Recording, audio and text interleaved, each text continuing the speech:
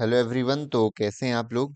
MP TET प्राथमिक चयन परीक्षा 2025 की ये जो पर्यावरण सीरीज है, आपका स्वागत है।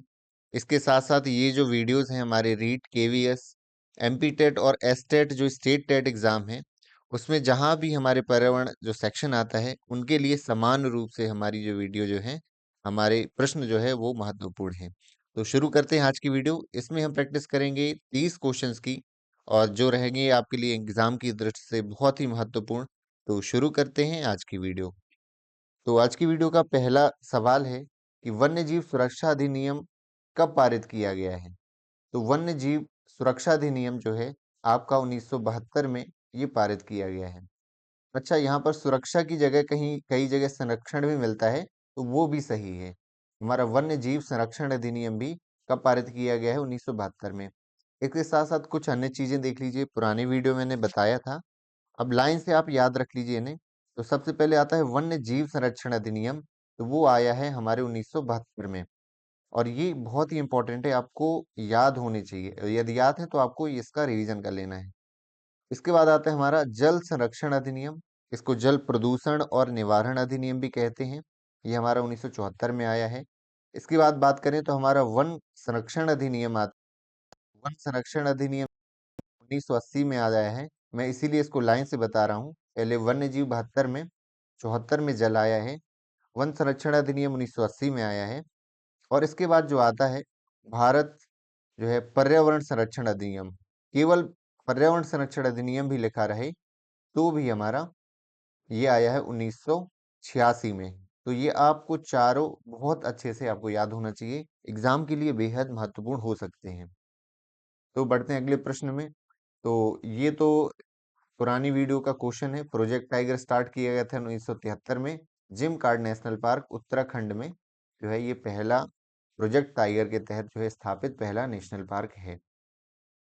अब बात करें अगले प्रश्न की। तो अगला प्रश्न जो है प्रकाश संश्लेषण के प्रकाशीय चरण के दौरान किसका ऑक्सीकरण होता है और किसका जो है अपचयन होता है। तो ये आपको बताना है।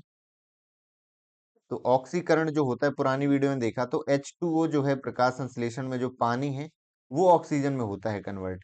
कई लोगों को लगता है कि CO2 होती है, कार्बन डाइऑक्साइड, तो वो नहीं होती है। पानी होता है ऑक्सीजन में कन्वर्ट। इसके ऑक्सीजन के अणु जो है निकल करके जाते हैं तो ऑक्सीजन बनाते हैं। ऑक्सीडेशन होता है पानी का और अपचयन होता है कार्बन डाइऑक्साइड का। तो ये जो उत्तर, तो ये यहाँ पर उल्टा हो चुका है, तो ये जो हमारा सही है इसको मैं सही कर दूंगा पीडीएफ में। तो H2O का क्या होता है, ऑक्सीकरण। ऑक्सीकरण मतलब ऑक्सीजन की संख्या का बढ़ना। और अपडेशन अपचयन होता है जिसमें हाइड्रोजन की संख्या बढ़ जाए। तो ये CO2 का कार्बन डाइऑक्साइड का अपचयन होता है और जल का जो है ऑक्सीकरण होता है प्रकाश संश्लेषण अभिक्रिया में। आगे देखते हैं हमारा जो अगला प्रश्न है। अगला प्रश्न है हमारा दूध से जो दही बनाने की प्रक्रिया को क्या कहते हैं। तो आपने सबने पढ़ा होगा, दूध से दही बनाना एक केमिकल रिएक्शन भी है। सॉरी, इसको भौतिक परिवर्तन कहते हैं। भौतिक परिवर्तन क्या होते हैं, जब केमिकल फॉर्मूला जो है सेम रहता है उसका। और ये किण्वन क्रिया है। और किण्वन क्रिया क्यों है, किसको, क्योंकि इसमें जो एक लैक्टोबैसिलस जो अपना बैक्टीरिया है, लैक्टोबैसिलस, इस इसकी उपस्थिति में ही हमारा जो दूध है, दूध किस में बदल जाता है, हमारा दही में। तो ये हमें बहुत याद रखना है। दूध से दही में परिवर्तन क्या है, किण्वन प्रक्रिया है, भौतिक परिवर्तन है, और लैक्टोबैसिलस नामक जीवाणु जो है ये जो है परिवर्तन करता है। आगे देखते हैं फूलों की घाटी अवस्थित है। सबको पता होगा फ्लावर वैली हमारे जो है उत्तराखंड में स्थित है। और ये एक नेशनल पार्क है, आपको याद रखना है। फूलों की घाटी एक क्या है, नेशनल पार्क है। और इसके बारे में अन्य जो फैक्टों की बात करें तो नंदा देवी बायोस्फीयर रिजर्व जो है हमारा, इसके चारों ओर जो है घिरा हुआ है उससे। तो नंदा देवी बायोस्फीयर रिजर्व, इसके चारों ओर जो है, नेशनल पार्क के चारों ओर जो है इससे घिरा हुआ है फूलों की घाटी। आगे पढ़ते हैं, आगे देखते हैं अगला क्वेश्चन। क्वेश्चन नंबर 6, एलपीजी के संदर्भ में क्या सत्य नहीं है। तो सत्य नहीं है, तो ये कई बार कंफ्यूजन क्वेश्चन रहते हैं कि सत्य नहीं है। इसको पहले ही लिख लेना है कि कौन सा असत्य है, कौन सा गलत है कथन। तो यह एक स्वच्छ ईंधन है, ईंधन है। उच्च ऊष्मीयमान रहता है, नीली ज्वाला के साथ जलने वाला है, या मीथेन उत्सर्जन करने वाला है। तो देखिए, एक स्वच्छ ईंधन है, बिल्कुल सही है। ऊष्मीयमान उच्च रहता है, ये भी सही है। नीली ज्वाला के साथ हमारी गैस जलती है, एलपीजी, ये भी हमें पता है, तो ये भी बिल्कुल सही है। लेकिन ये गलत है, मीथेन का उत्सर्जन नहीं करता है। मीथेन एक जहरीली गैस है, मार्स गैस भी कहते हैं इसको। तो चूंकि आपको पता है कि जो एलपीजी है, इसमें कौन-कौन सा मिश्रण रहता है, तो प्रोपेन और ब्यूटेन का मिश्रण रहता है, और इन दोनों का पूर्ण दहन हो जाता है, कुछ भी अवशेष नहीं बचता है, इसीलिए तो इसे एक स्वच्छ ईंधन कहा जाता है। इसका क्या हो जाता है? पूर्ण दहन। और एक चीज और मैं बताऊं, कभी भी पूर्ण दहन होगा, पूरी तरह से जलेगा, तो ज्वाला हमेशा नीली दिखाई देगी। हम जो देखते हैं घरों में जो आग जलाते हैं लकड़ी, तो उसकी ज्वाला क्या रहती है? लाल कलर की आग रहती है, उसकी लाल कलर जलता है। इसका मतलब वो अपूर्ण दहन है, पूर्ण दहन नहीं है। तो ये था इस प्रश्न का उत्तर कि एलपीजी के संदर्भ में जो है मीथेन उत्सर्जन करने वाला है, यह कथन गलत है। अच्छा, एक और इसमें एक पॉइंट है, वो ये है कि एलपीजी में जो दुर्गंध आती है, जो इसकी बदबू आती है या गंध कह सकते हैं, तो इसकी जो स्मेल है, वो कौन सा पदार्थ रहता है जो इसको स्मेल प्रदान करता है? तो उसको क्या बोलते हैं? एथिल मरक्रिप्टन। एथिल मरक्रिप्टॉन भी कहते हैं, मरक्रिप्टन भी कहते हैं। तो ये पदार्थ ये जानबूझकर इसमें मिलाया जाता है, क्योंकि एक घटना भी इससे जुड़ी हुई है कि एक जगह जो है गैस लीक कर रही थी, क्योंकि उसमें कोई पहले स्मेल नहीं थी, तो उससे घंटों लीक कर रही थी, कई घरों में जो है आग लग चुकी थी उससे।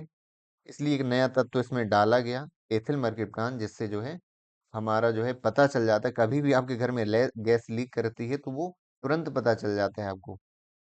आगे देखते हैं, निम्न में से पराबैंगनी किरणों में कौन अधिक हानिकारक है? अभी पराबैंगनी किरणों के प्रकार दे रखे हैं, अल्ट्रावायलेट ए, बी, सी या बी। इनमें से कौन सा है? तो ये जो सी उल्टा हो गया है, तो ये सी नंबर का अल्ट्रावायलेट जो सी है, वो सबसे ज्यादा हानिकारक है, हमें कैंसर जो है हो सकता है उससे। आपको पता होगा, ये जो ओजोन लेयर है जो 12 किलोमीटर से 35 या 18 से 35 क्षोभ मंडल में पाई जाती है, तो यदि ए, ये पराबैंगनी किरण ए और बी और सी आ रही है, तो ए और बी की जो है वो आने देती है किरण को, ए और बी को, लेकिन इसको रोक लेती है, सी किरणों को, यानी इन हानिकारक किरणों को हमें नहीं आने देती है। तो ये इस प्रश्न का सही उत्तर है, पराबैंगनी किरणों में सबसे अधिक हानिकारक है पराबैंगनी जो है सी। तो कोटोपैक्सी, माउंट कोटोपैक्सी एक जागृत ज्वालामुखी है जो कहाँ स्थित है? तो ये एंडीज में स्थित है, बस इतना ही इसके बारे में याद रखना है। ज्वालामुखी पूछ लिए जाते हैं, तो ये हमें जो है याद रखना है। आगे देखते हैं, ओरिजिन ऑफ स्पीसीज, ये बुक है प्रजातियों की उत्पत्ति, इसकी रचना जो की है हमारे चार्ल्स डार्विन। तो ये आपको याद रखना है, इंपॉर्टेंट बुक भी कई बार पूछी जाती है। तो डार्विन ने जो है इसकी जो है उत्पत्ति की है, इसकी रचना की है, ओरिजिन ऑफ स्पीसीज। तो ये आपको याद रखना है। अगला प्रश्न है, गिर शेर परियोजना कहाँ अवस्थित है? तो ये आपको पता होगा, गिर जो आपका राष्ट्रीय उद्यान है और अभयारण्य भी है, वो गुजरात में पाया जाता है। तो ये कहाँ स्थित है? गुजरात में स्थित है। आगे देखते हैं, घास भूमि के पारितंत्र में खाद्य श्रृंखला में सबसे उच्च स्तर के उपभोक्ता कौन होते हैं? शाकाहारी होते हैं, मांसाहारी होते हैं, जीवाणु होते हैं, या मांसाहारी या शाकाहारी होते हैं? तो इसको इससे समझते हैं। मान लीजिए ये पेड़ पौधे हैं, तो पेड़ पौधे जो हैं किस में आते हैं? उत्पादक में आते हैं। इसके बाद दूसरा स्तर आता है, वो आता है किसका? प्राथमिक उपभोक्ता। प्राथमिक उपभोक्ता इसमें कौन आते हैं? जो साग सब्जी खाते हैं, चाहे वो टिड्डे हों, चाहे वो छोटी मछलियां हों। छोटी मछलियां, इसी में मानव भी आ जाता है। इसके बाद आता है द्वितीयक उपभोक्ता। द्वितीयक उपभोक्ता ये क्या कहलाते हैं? जो प्राथमिक को खाते हैं, तो ये हमेशा क्या रहेंगे? मांसाहारी रहेंगे। और एक आता है तृतीय उपभोक्ता भी कहते हैं, तो ये किसको खाते हैं? मांसाहारी को। तो इनको कभी कभी दीर्घ मांसाहारी भी बोला जाता है। दीर्घ मांसाहारी कौन है? तृतीयक उपभोक्ता, यानी उपभोग वो जो करते हैं। तो पूछा क्या है? सबसे उच्च स्तर के जो उपभोक्ता हैं, तो ये भी एक मांसाहारी ही होते हैं। हमेशा मांसाहारी होंगे, तो ऑप्शन नंबर बी जो है सही है। अब आप कहोगे इसके ऊपर भी तो एक लेवल है, ये जब खत्म हो जाते हैं उनका अपघटन कौन करता है? बैक्टीरिया करते हैं, जीवाणु करते हैं। तो वो उपभोक्ता नहीं है। क्वेश्चन क्या था? उपभोक्ता। तो वो क्या है? अपघटक हैं। वो उन्हें क्या है? डाइजेस्ट करते हैं, उनको छोटे छोटे अणुओं में तोड़ते हैं। तो इस प्रश्न का सही उत्तर क्या रहा? मांसाहारी हमारा। अंतर्राष्ट्रीय न्यायालय का मुख्यालय कहाँ है? तो ये हेग में है, ये आपको याद रखना है। यूनाइटेड नेशन का जो है मुख्यालय, तो हेग में है, ये आपको याद रखना है। आगे देखते हैं, WWF से क्या संबंध है? आपने ये पढ़ा होगा। तो world wide fund, world wide fund for, आगे भी है इसका, फॉर नेचर। तो इसको हिंदी में बोला जाता है विश्व वन्य जीव कोष। क्या बोला जाता है? विश्व वन्य जीव कोष। तो विश्व वन्य जीव कोष से क्या आशय है? तो हमें पता चल गया वर्ल्ड वाइड एक फंड है। अब ये क्यों बनाया गया है? ये बनाया गया है IUCN। IUCN आपने पढ़ा है ना कि इसमें जो है रेड डेटा बुक जो जारी करता है, तो IUCN के अंतर्गत, IUCN के मुख्यालय में ही इसको लॉन्च किया गया था, WWF को। और ये 1961 में लॉन्च किया गया था। जैसा कि पता है कि IUCN का कार्यालय कहाँ है? हमारा मुख्यालय स्विट्जरलैंड में। तो WWF का भी कहाँ है? वहीं पर है, स्विट्जरलैंड में। और इसका जो है उद्देश्य है कि जो हमारी विश्व की जो है जनजातियां, जो लुप्त प्राय जनजातियां, उनके संरक्षण के लिए, चाहे वो जनजातियां पौधों से संबंधित हो, वनों से हो, चाहे जीवों से संबंधित हो, तो दोनों के संरक्षण का ये काम करता है। तो हमारा WWF का जो है ये फुल फॉर्म हो गया वर्ल्ड वाइड फंड। अच्छा, मेरा इसके पीछे बताने का ये उद्देश्य रहता है कि मैं 4-5 फैक्ट आपको बता दूं, जिससे आपका एग्जाम जो है एक 360 डिग्री अप्रोच आपकी हो, ताकि कहीं से क्वेश्चन बने, आपसे बनना चाहिए, क्योंकि जरूरी नहीं एग्जाम में सीधे क्वेश्चन बने। तो इसलिए हमें उसके चारों तरफ भी नजर रखनी है, जो भी प्रश्न हमारा बनता है। क्योंकि यदि मैं प्रश्न प्रश्न पढ़ता तो हमारी वीडियो तो 10 मिनट में हो जाती, लेकिन वो ज्ञान नॉलेज फुल नहीं कहलाता। इससे क्या होता है, अधिक से अधिक हमें फैक्ट मिल जाते हैं, और यदि आपने पढ़ रखा है तो भी आपका रिवीजन हो जाता है इससे।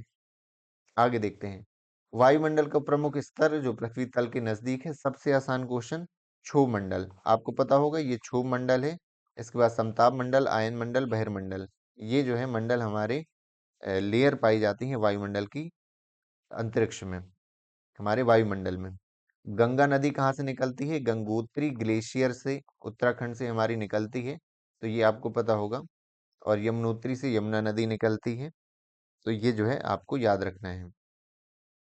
अब यदि हम इसके बारे में डिटेल में चर्चा करें, तो हमेशा ये पूछा जाता है इनमें जो पंच प्रयाग होते हैं, पंच प्रयाग जो नदियों की, जो गंगा की जो सहायक नदियां हैं, उनके संगम से मिलके बनता है। तो जो सबसे इंपॉर्टेंट पूछा जाता है वो पूछा जाता है देव प्रयाग। और क्या पूछा जाता है? कर्ण प्रयाग। और इसी के साथ साथ जो है रुद्र प्रयाग जो है पूछा जाता है। और हमारा प्रयागराज तो है ही। ये चार जो है हमें बहुत इंपॉर्टेंट है। ये जब हम गंगा नदी पढ़ते हैं तो इनकी नॉलेज हमें जरूर होनी चाहिए। तो जो है देवप्रयाग हम बात करें तो भागीरथी और अलकनंदा के जो संगम से जो है हमारा देवप्रयाग बनता है उत्तराखंड में। हम बात करें रुद्रप्रयाग, रुद्रप्रयाग ज्यादा इंपॉर्टेंट है। तो रुद्रप्रयाग जो है मंदाकिनी और अलकनंदा, अलकनंदा सब में कॉमन है, आप एक चीज ऐसा याद रख सकते हैं। तो भागीरथी और अलकनंदा से देवप्रयाग, मंदाकिनी और अलकनंदा से रुद्रप्रयाग बनता है। बात करें कर्णप्रयाग की, कर्णप्रयाग जो है हमारी पिंडार नदी है एक, इसी की सहायक नदी है, और अलकनंदा इससे मिलकर के बनता है। अब प्रयागराज का तो सबको पता होगा, 2025 में महाकुंभ चल रहा है। तो प्रयागराज जो है हमारा गंगा और यमुना का जो संगम है, और सरस्वती भी आ जाता है तो भी आपको लगा देना है, हालांकि वो विलुप्त रहती है। ऐसा माना जाता है कि अंदर से वो निकलती है, जो है जमीन के अंदर से। और 2025 में महाकुंभ चल रहा है हमारे उज्जैन में भी, मध्य प्रदेश के उज्जैन में भी 2028 में, से 3 साल बाद जो है हमारा जो कुंभ लगेगा, अगला कुंभ उज्जैन में लगेगा। तो इस प्रश्न में हमारे कितने सारे क्वेश्चन हमारे कवर हो गए, ये आप देख सकते हो। अगला क्वेश्चन आपकी स्क्रीन पर। तो पुष्कर मेला कहाँ आयोजित होता है? आपको पता होगा पुष्कर जो है एक जगह भी है हमारे अजमेर में, अजमेर राजस्थान में जो है पुष्कर में जो है ये मेला लगता है। और यहाँ विश्व प्रसिद्ध ऊंटों का भी मेला लगता है हर साल, तो ये याद रखना है। और पुष्कर मेला जो है कार्तिक माह में लगता है, कार्तिक माह की अमावस्या को। तो ये इसलिए विश्व प्रसिद्ध है क्योंकि सब जो है हमारे जगह कार्तिक समझ गए हैं आप, कार्तिक से ठंड की स्टार्टिंग होती है सर्दियों की, इसलिए लोग घूमने भी बहुत ज्यादा निकलते हैं, तो इसलिए उसका महत्व अलग है, भीड़ बहुत ज्यादा रहती है। इसका यही मतलब है बहुत ज्यादा फेमस है। पुष्कर मेला अजमेर में लगता है, ये आपको याद रखना है। अगला प्रश्न है कि निम्न में से कौन सी एजेंसी मुख्य रूप से प्रदूषण मापने से संबंधित है? अब भारत की एजेंसी है जो किसको नापती है? पोल्यूशन को। तो ये आपको जवाब देना है। ग्रीन ट्रिब्यूनल है क्या? केंद्रीय प्रदूषण नियंत्रण बोर्ड, जल आयोग या सर्वे फॉर इंडिया? तो ग्रीन ट्रिब्यूनल है नहीं है, वो वनों से संबंधित, पौधे संबंधित है। जल आयोग नहीं है, ये गंगा नदियों के जल संबंधी। सर्वे ऑफ इंडिया भी नहीं है। तो हमारा क्या है? केंद्रीय प्रदूषण नियंत्रण बोर्ड, ये हमारा जो है इसका सही उत्तर है। आगे देखते हैं सरिस्का राष्ट्रीय उद्यान। अब ये जो हमारे नेशनल पार्क रहते हैं और हमारी वाइल्ड लाइफ सेंचुरी रहती हैं दो, और बायोस्फीयर रिजर्व रहते हैं, ये हमारे एग्जाम की दृष्टि से बहुत ही इंपॉर्टेंट हो जाते हैं। तो सरिस्का राष्ट्रीय उद्यान कहाँ स्थित है? हमारा राजस्थान में। इस प्रश्न का बिल्कुल सही उत्तर है। बढ़ते हैं अगले प्रश्न की ओर। तो पारस्की तंत्र में ऊर्जा का मुख्य स्रोत, ये आपको सबको पता होगा। ये सबसे आसान क्वेश्चन था, और ऐसा नहीं है, आसान क्वेश्चन भी आते हैं। यदि 30 क्वेश्चन आपके ईवीएस के हैं तो कम से कम 4 से 5 क्वेश्चन ऐसे हैं कि वो बहुत ही आसान आते हैं। लेकिन कई बार आसान में ये घबरा नहीं कि इतना आसान कैसे हो सकता है, कई लोग जो है बाकी में सोचने भी लगते हैं, तो आसान क्वेश्चन भी आते हैं हमारे। गिर वन्यजीव अभयारण्य किस वन्यजीव का संरक्षण करता है? आपने अभी देखा है कि ये जो है शेरों का जो है संरक्षण करता है। तो गिर शेर प्रोजेक्ट भी हमारा, गिर शेर परियोजना भी उसमें लागू है। तो हमारे शेरों का, जो हमारे एशियाई शेर हैं, उनका जो है संरक्षण होता है। और ये कहाँ स्थित है? ये स्थित है हमारे गुजरात में। बात करें अगले प्रश्न की, तो ग्रीन मफलर किससे संबंधित है? फिर से दोहराता हूँ, ग्रीन मफलर मृदा से, वायु से, ध्वनि से या जल से? तो पुरानी वीडियो में भी था, ध्वनि प्रदूषण से है। सड़कों में आप देखते हो आजकल जो है बीच में, जो दो सड़कों के बीच में जो जगह रहती है उसमें बहुत सारे पेड़ लगाए जाते हैं, इसलिए कि पोल्यूशन, नॉइस पोल्यूशन कम से कम हो। आगे बढ़ते हैं। कौन सा सागर यूरोप को अफ्रीका से अलग करता है? तो ये मान लीजिए यूरोप है और ये है आपका अफ्रीका, तो एक समुद्र है यहाँ पर, तो दोनों को अलग करता है, उसका नाम है भूमध्य सागर। क्या नाम है? भूमध्य सागर। तो भूमध्य सागर बिल्कुल सही उत्तर है। भूमध्य सागर से एक इंडिया जो है कैसे ज्योग्राफिकल रूप से जुड़ा है? तो आपको पता होगा सर्दियों में कभी कभी वर्षा होती है, जो होती है किसके कारण? पश्चिमी विक्षोभ के कारण। तो भूमध्य सागर से जो पानी उड़ करके आता है, उठ करके मानसून के साथ, वो जो है हमारे इंडिया में जो है उत्तर भारत में इधर जो है बरसात होती है। तो ये आपको याद रखना है। तो ओजोन दिवस कब मनाया जाता है? ये आपको सबको पता है, 16 सितंबर। बाकी ये जो है नागरिकता दिवस, चाहे मेडिकल दिवस, इसे याद करने की जरूरत नहीं है। 16 सितंबर ओजोन दिवस है। हाँ, 22 अप्रैल को जो है विश्व पृथ्वी दिवस जरूर मनाया जाता है, तो ये आपको अच्छे से याद रख लेना है। तो विश्व पृथ्वी दिवस कब मनाया जाता है? 22 अप्रैल को। और 16 सितंबर को जो है विश्व ओजोन दिवस मनाया जाता है। आगे देखते हैं। किसी खाद्य श्रृंखला में शाकाहारी क्या होते हैं? प्राथमिक उत्पादक, प्राथमिक उपभोक्ता, द्वितीयक उपभोक्ता और अपघटनकर्ता। तो जो प्राथमिक, जो ये उत्पादक रहते हैं हरे पेड़ पौधे, और इनको जो पहले, सबसे पहले इनको खाते हैं, इनका उपयोग करते हैं, वही हमारे क्या हैं? प्राथमिक उपभोक्ता। उत्पादक नहीं लगाना है, उत्पादक तुम्हारे हरे पेड़ पौधे, प्राथमिक उपभोक्ता हैं शाकाहारी होते हैं।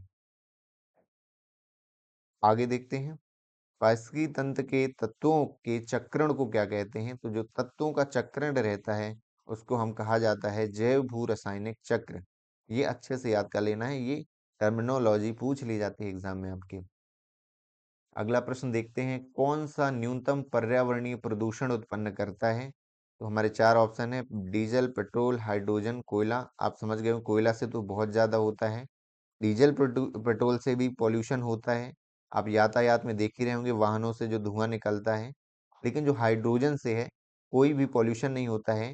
इसका उपयोग आजकल रॉकेट लॉन्च करने में आजकल बहुत हो रहा है। तो हाइड्रोजन जो है सबसे कम पर्यावरणीय प्रदूषण उत्पन्न करता है हाइड्रोजन। आगे देखते हैं। संकटग्रस्त जंतु, एक दैत्याकार पांडा। एक पांडा है जो हमारी रेड डाटा बुक में शामिल है, रेड डेटा बुक IUCN की। तो ये किस देश में पाया जाता है? ऑस्ट्रेलिया में, भारत में, चीन में या ब्राजील में?